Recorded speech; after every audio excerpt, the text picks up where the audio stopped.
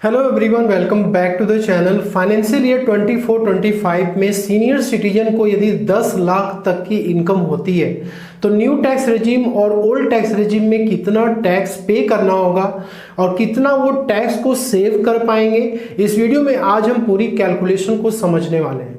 तो देखिए, एक सीनियर सिटीजन को ना मेन सोर्स ऑफ इनकम क्या होती है, या तो वो पेंशन की इनकम पाते हैं, या फिर मकान को किराए पे दे रखे तो उससे रेंटल इनकम हो सकती है, या फिर सेविंग बैंक की इंटरेस्ट हो सकती है। बैंक पोस्ट ऑफिस में यदि फिक्स डिपॉजिट करा रखे हैं तो वहां से उनको इंटरेस्ट की इनकम हो सकती है, या फिर म्यूचुअल फंड और शेयर मार्केट की इनकम हो सकती है। तो इन सारे इनकम को लेते हुए एक कैलकुलेशन को हम देखेंगे और यहाँ पर एक सीनियर सिटीजन को कितनी बचत होने वाली है, वीडियो को पूरी डिटेल में आज हम समझने वाले हैं। तो वीडियो को पूरा जरूर देखिएगा। चैनल पे नए हैं तो सब्सक्राइब जरूर कर दिए, बेल आइकन को प्रेस करिए और वीडियो अच्छी लगे तो लाइक शेयर जरूर करें। तो सीनियर सिटीजन को फाइनेंशियल ईयर 24-25 में, जिसका असेसमेंट ईयर 25 और 26 है, ओल्ड टैक्स रेजिम और न्यू टैक्स रेजिम में कितना टैक्स पे करना होगा यदि इनकम 10 लाख रुपए तक आती है। तो यहाँ पे दोस्तों 10 लाख रुपए की इनकम में हमने क्या किया है, सैलरी की इनकम में यहाँ पे पेंशन की इनकम ले रखी है।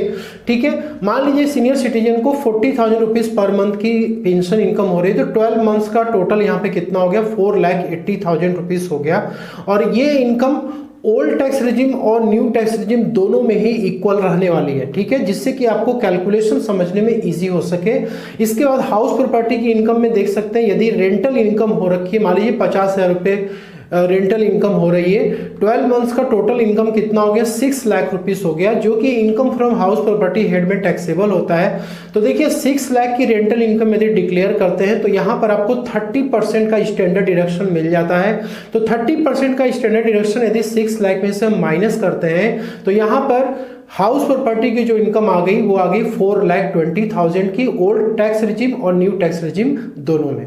जिस मकान से आप रेंटल इनकम कर रहे हैं, यदि आपने उसको बनवाने के लिए लोन ले रखा है तो उस पर जो भी इंटरेस्ट का पेमेंट आप कर रहे हैं उसका भी डिडक्शंस आपको यहाँ पे क्लेम करने को मिलता है। तो मान लीजिए कि आप होम लोन पे जो इंटरेस्ट पे कर रहे हैं 1 ईयर में टोटल 1,20,000 पे कर रहे हैं, तो ओल्ड टैक्स रेजिम में भी आपको छूट मिलती है और न्यू टैक्स रेजिम में भी आपको छूट मिलती है।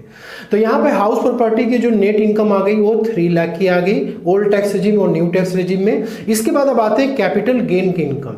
यदि आपने म्यूचुअल फंड या शेयर मार्केट में आपने इन्वेस्टमेंट किया था और उसको आपने क्या किया, सेल कर दिया, तो यदि आप 1 साल के पहले सेल करते हैं तो आपको शॉर्ट टर्म कैपिटल गेन होती है, और आपने यदि 1 साल के बाद बेचा है तो वो लॉन्ग टर्म कैपिटल गेन होती है।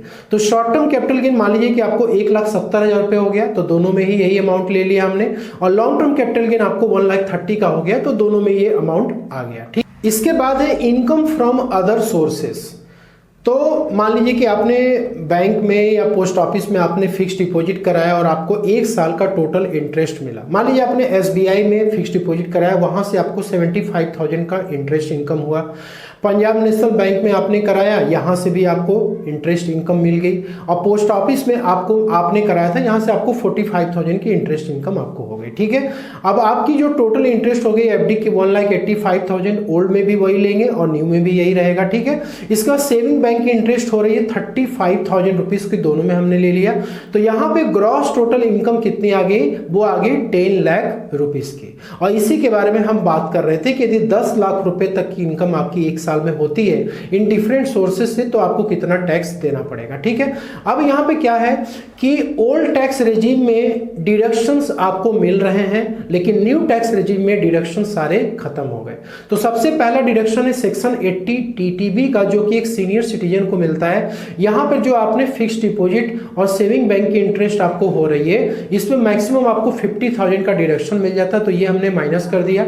इसका नेक्स्ट यहाँ पे 80C में होम लोन का जो प्रिंसिपल आप पे कर रहे हैं, इंटरेस्ट का डिडक्शन तो आपको हाउस प्रॉपर्टी हेड में मिल जाता है, लेकिन जो प्रिंसिपल का अमाउंट होता है वो आप 80C में क्लेम करते हैं, तो यहाँ पे 72,000 क्लेम हो गया आपका। तो ओल्ड टैक्स रेजिम में जो आपकी टोटल इनकम आ रही है जिसपे कि टैक्स आपको पे करना है, वो आ रहा है 8,78,000, और न्यू टैक्स रेजिम में यहाँ पे कोई डिडक्शन आपको नहीं मिलेगा। इसकी वजह से आपकी नेट इनकम कितनी आ रही है, 10 लाख रुपीज की आ रही है। ये जो टोटल इनकम आप देख रहे हैं 8,78,000 ओल्ड टैक्स रेजिम में और न्यू टैक्स रेजिम में 10 लाख रुपीस का है। इसमें देखिए नॉर्मल रेट की भी इनकम है और स्पेशल रेट की भी इनकम है। नॉर्मल रेट की इनकम में जैसे आपकी फिक्स्ड डिपॉजिट की इंटरेस्ट होगी, सेविंग बैंक की इंटरेस्ट हो गई, ठीक है, यहाँ पर पेंशन की इनकम, हाउस प्रॉपर्टी की इनकम, और यहाँ पे जो स्पेशल रेट की इनकम आपकी हो जाती है वो आती है शॉर्ट टर्म कैपिटल गेन और लॉन्ग टर्म कैपिटल गेन। इस पे जो टैक्स लगता है वो स्पेशल रेट से लगता है। तो यहाँ पे आपकी टोटल जो स्पेशल रेट की इनकम वो कितनी होगी, 3 लाख रुपीस की हो गई। ठीक, तो यहाँ पर हम क्या करेंगे, 8,78,000 जो आप यहाँ देख रहे हैं, 8,78,000, इसमें से हम 3 लाख को माइनस कर देंगे। तो माइनस करने के बाद दोस्तों क्या होगा, हम कैलकुलेशन अपना करेंगे। तो 3 लाख माइनस किया आपने तो कितना आ गया, 5,78,000 आ गया।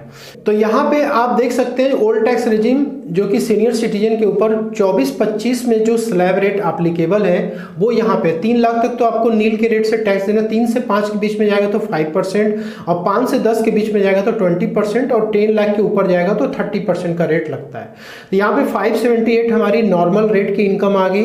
तो 5 लाख तक तो हम 5% के रेट से कैलकुलेट करेंगे तो 10,000 आएगा। जो रिमेनिंग 78,000 बनेगा वो इस स्लैब में आएगा 20% के। तो यहाँ पे आ गया 15,600, टोटल टैक्स आपके आ गए 25,600। अब इसके बाद स्पेशल रेट की जो इनकम है उस पर टैक्स कैसे कैलकुलेट होगा। तो सबसे पहले लॉन्ग टर्म कैपिटल गेन को हम देखेंगे, सेक्शन 112A में कैलकुलेट किया जाता है। तो देखिए हमारी जो इनकम थी लॉन्ग टर्म कैपिटल गेन वो कितने की थी, 1,30,000 की थी, जो कि आपने अभी ऊपर देखा, और इसमें से आपको 1,25,000 तक का क्या मिल रहा है, एग्जेम्पशन मिल रहा है। तो आपकी जो net long term capital gain आ गई वो कितनी आ गई, 5,000 का आ गया, और इस पर 12.5% के रेट से टैक्स बना 625 रुपीज। इसी तरीके से शॉर्ट टर्म कैपिटल गेन का देख सकते हैं, यहाँ पे रेट रिवाइज कर दिया गया 20%। तो यहाँ पर हमारा जो शॉर्ट टर्म कैपिटल गेन था 1,70,000 था, तो इस पर टैक्स कितना आ गया, 34,000 आ गया।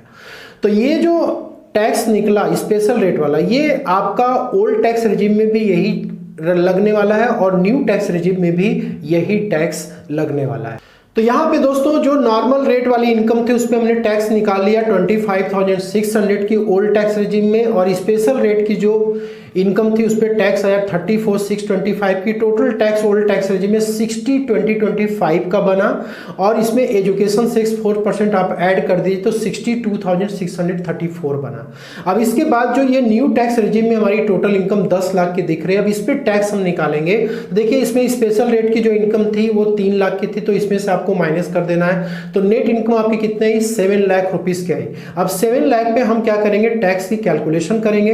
तो देखिए न्यू टैक्स रेजिम पे फाइनेंशियल ईयर 24 और 25 में ये स्लैब एप्लीकेबल है। 3 लाख तक तो कोई भी टैक्स नहीं है, 3 से 7 के बीच में जाएगा तो 5% का, 7 से 10 के बीच में 10%, और 10 से 12 के बीच में जाएगा तो 15%, और 12 से 15 के बीच में आएगा तो 20%, और एबव 15 लाख है तो 30% का रेट यहाँ पे एप्लीकेबल है। तो हमारी इनकम कितनी है, 7 लाख तक की है। तो देखिए इस स्लैब में हमारी यहाँ 3 लाख तक तो जीरो हो जाएगा, और 3 से 7 के बीच में यानी 7 लाख तक हमारी इनकम है तो टैक्स कितना आ रहा है, 20,000 रुपीज का आ रहा है। तो यहाँ पे टैक्स कितना आ गया, 20,000 का हो गया। अब यहाँ पे कुछ लोग ये कहेंगे कि सर 7 लाख तक की इनकम न्यू टैक्स रेजिम में, तब तो यहाँ पे रिबेट मिल जाना चाहिए 87A का, और हमारी टैक्स क्या हो जाएगी, नील हो जाएगी। लेकिन दोस्तों ऐसा नहीं है। क्यों नहीं है, क्योंकि यहाँ पर जो आपकी टोटल इनकम है ना ये 10 लाख रुपीस की है। तो जब भी रिबेट कैलकुलेट किया जाता है तो वो हमेशा टोटल इनकम को देख करके किया जाता है।